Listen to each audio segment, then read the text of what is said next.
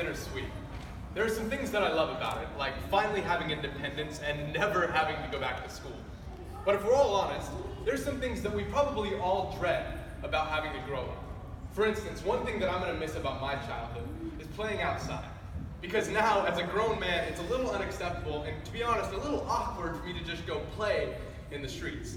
Unless, of course, you're playing Pokemon Go, and then it's completely acceptable. And then it's completely acceptable. Nowadays, we even have more chance of people going to catch Pokemon than going to follow the Great Commission. But anyways, that's for a different day. I'm not sure that playing outside is exactly what I'm going to miss most about my childhood. I think that it's the habits that my mom formed about me playing outside that I'm truly going to miss the most.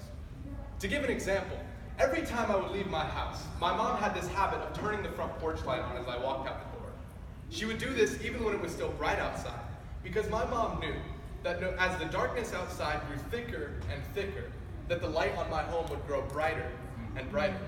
Because of this habit in my home, I knew that no matter how far away I was, that the light on my home would still be shining, waiting to welcome me home. In Luke chapter 15, we see a pair of sons. One son has decided to collect his inheritance early.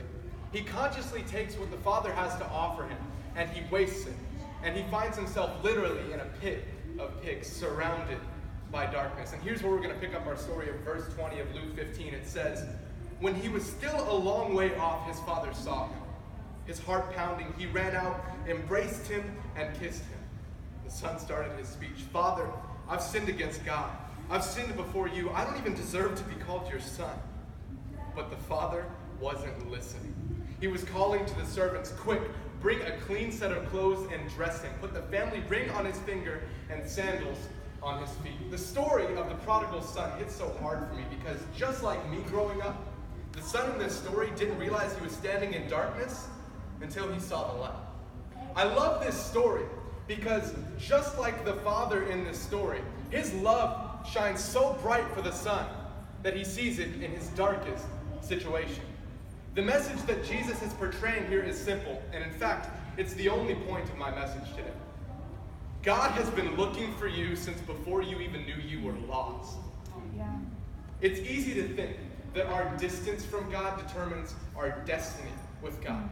But here Jesus is teaching the opposite message. In fact, this passage starts with, "While he was still a long way off." Let me remind you, you are destined to be in the Father's arms, no matter your distance from him. Yeah.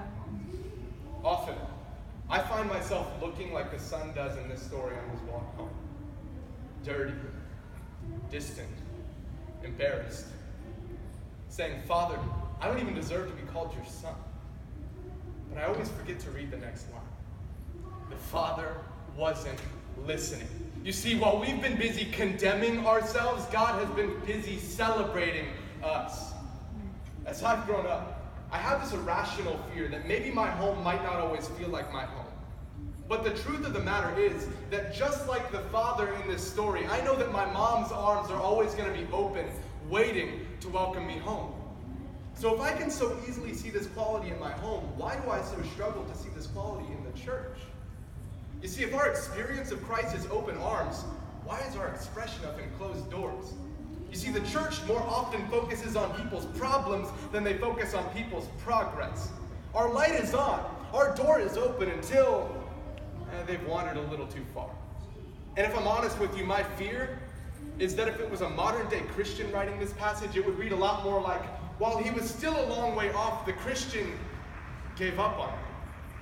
But I'm so thankful that Jesus treats people like prospects, not like projects. Because Jesus built the church not just for Sunday services. He built it for Monday's message of encouragement, for Tuesday's talk about our struggles, for Wednesdays, what can I do for you, for Thursdays, the best is yet to come, for Fridays, feel free to call me, and for Saturday, see you on Sunday. Because Matthew 5:14 says you're here to be a light.